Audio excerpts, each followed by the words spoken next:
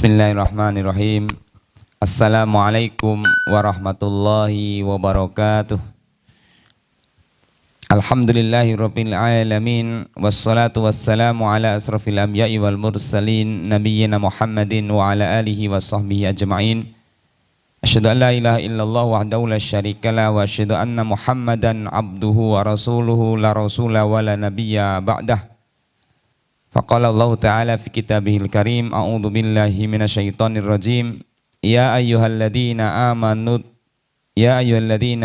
ijtanibu katsiran minadh-dhanni inna ba'dadh-dhanni ismun wa la tajassasu wa la yaghtab ba'dukum ba'dha ayuhibbu ahadukum ayyakula lahma akhihi maitan fakarihtumuh wattaqullaha innallaha tawwabur rahim.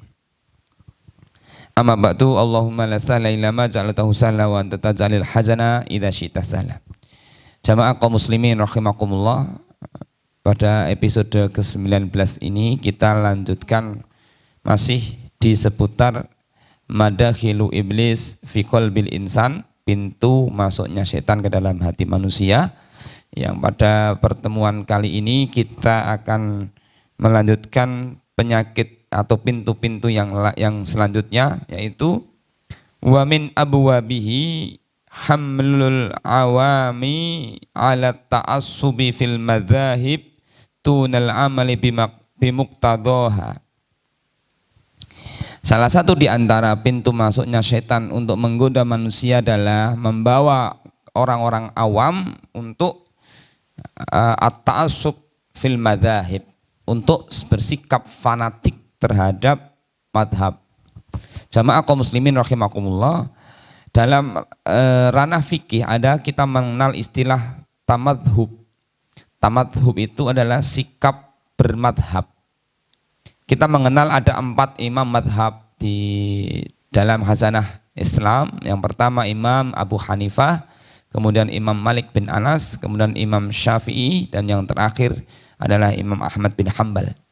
Ini adalah imam-imam mujtahidun, ya, imam-imam madhab yang saat ini di tempat di mana kita hidup ini banyak, di negara kita ini banyak di antara kaum muslimin yang menganut madhab Imam Syafi'i dan madhab Imam Ahmad bin Hanbal. Tamadhub itu sesuatu yang diperbolehkan, ya, bermadhab itu, mengambil salah satu pendapat karena kita bukan seorang yang ahli ijtihad. Kita tidak mungkin beristihad karena terlalu banyak syarat yang tidak terpenuhi dalam diri kita. Maka yang paling mudah dan paling memungkinkan adalah kita mengambil dan mengikuti pendapat para ulama mujtahidun di masa lalu, ya, di antara 4 madhab itu. Nah, ketika seseorang ingin mengambil pendapat madhab, ingin bermadhab, maka terkadang orang ini terjebak kepada sikap fanatik kepada madhab. Dan kemudian sikap fanatik itu kemudian membawa seseorang untuk menganggap salah orang yang berseberangan dengan madhabnya, dengan pemahamannya. Padahal semua ulama madhab itu mereka menyatakan bahwa idza sahhal hadis fahuwa madhabi. Jika kalian mendapatkan hadis yang sahih, maka itulah adalah madhabku. Nih, maka ketika kita disibukkan oleh sikap fanatik terhadap madhab, maka disinilah titik awal mula perpecahan kaum muslimin. Maka sesungguhnya marilah kita bergandengan tangan untuk saling memberikan penghormatan dan saling menghargai bagi mereka teman-teman kita, saudara-saudara kaum muslimin yang berbeda dengan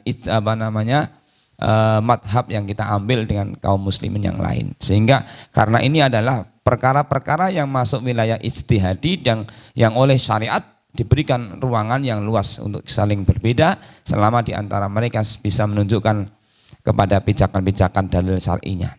Jamaah kaum muslimin rahimakumullah, yang berikutnya adalah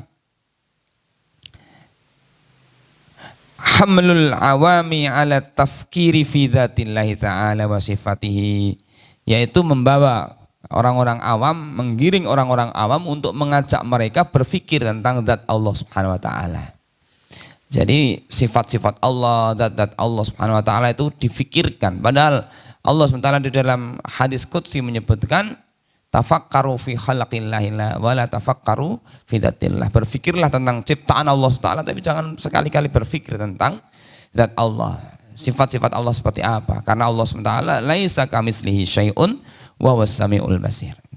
Allah Subhanahu wa taala tidak ada yang menyerupai sedikit pun.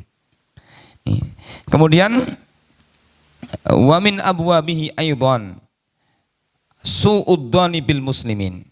Yang berikutnya adalah penyakit pintu setan untuk masuk ke dalam hati manusia. Berikutnya adalah sikap su'udzon. Allah SWT mengingatkan kita di dalam surah Al-Hujurat ayat 12. Allah menyatakan, ya ayyuhalladzina amanu ijtanibu katsiran minadh-dhanni inna ba'dadh-dhanni ismun wa la tajassasu wa la yaghtab ba'dukum ba'dha ayuhibbu ahadukum ayakula lahma akhihi maitan fakarihtumu wattaqullaha innallaha tawwabur rahim. Ya ayyuhalladzina amanu, wahai orang-orang yang beriman, ijtanibu katsiran minadh-dhanni. Jauhilah kebanyakan dari prasangka. Adzan. Inna ba'dadh-dhanni ismun, karena sesungguhnya sebagian prasangka itu adalah dosa. Wala tajassasu, dan janganlah kalian bersikap tajassus. Wala yaghtab ba'dukum ba'do, dan janganlah kalian bersikap melakukan ghibah. Ba'dukum ba'do, salah sebagian kalian dengan sebagian yang lain. Jamaah kaum muslimin rahimakumullah, ayat ini memberikan penjelasan kepada kita ada 3 rangkaian dosa yang berurutan yang dilarang oleh Allah dalam satu ayat. Yaitu larangan pertama adalah sikap su'udzon. Sikap su'udzon. Larangan kedua adalah sikap tajassus. Larangan ketiga adalah sikap ghibah. Ini 3 dosa yang dilarang oleh Allah Ta'ala dalam satu ayat secara berurutan.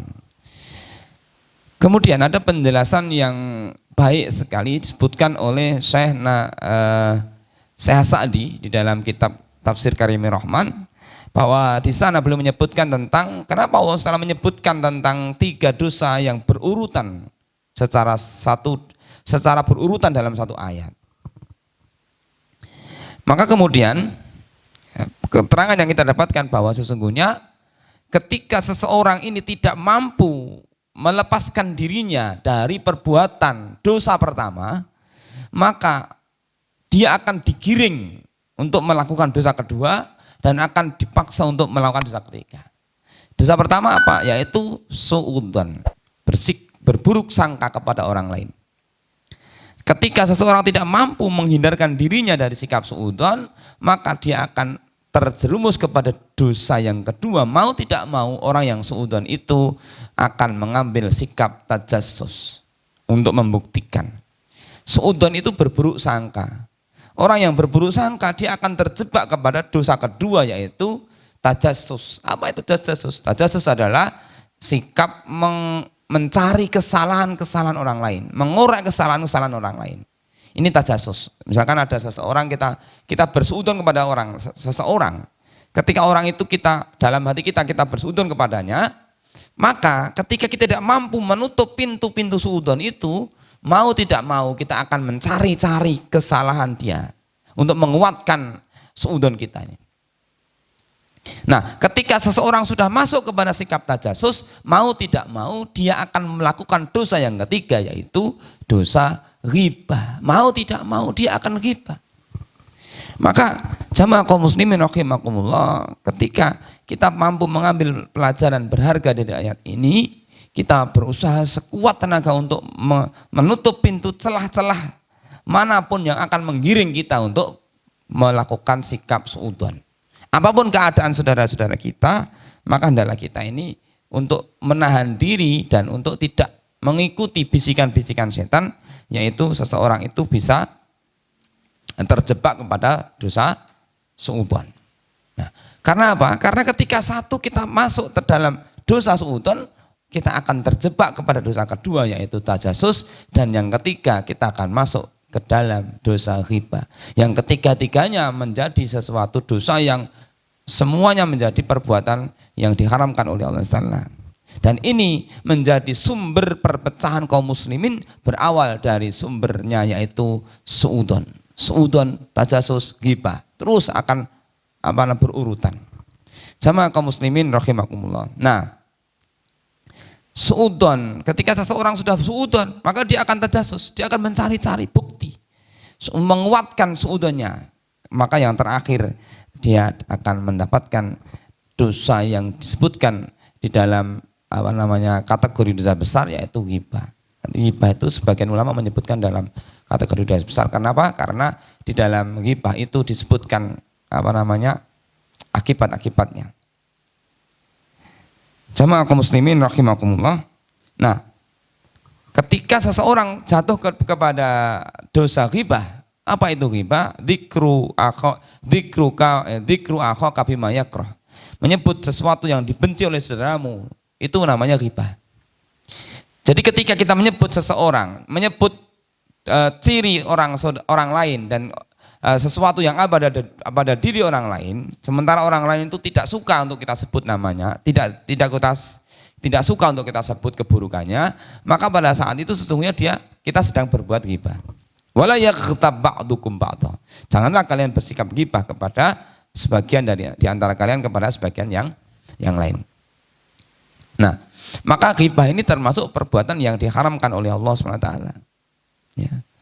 Tapi apakah kemudian perbuatan ghibah ini semuanya bersifat haram? Imam Nawawi menyebutkan bahwa ternyata ghibah itu diperbolehkan dalam beberapa keadaan. Imam Nawawi menyebutkan ada sekitar 6 keadaan seseorang itu diperbolehkan ghibah. Apa? Yang pertama adalah